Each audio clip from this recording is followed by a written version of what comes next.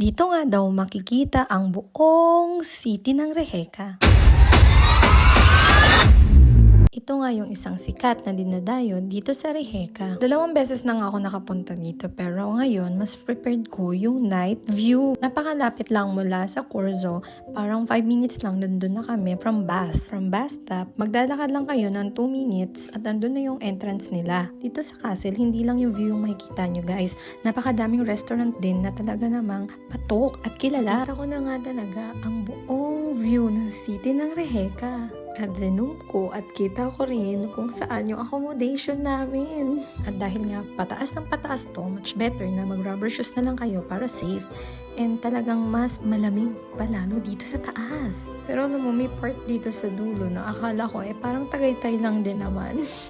So yun lang guys, sa mga gustong mag-unwind sa gabi, ito yung isa sa mga perfect place and perfect view sa gabi. Bye!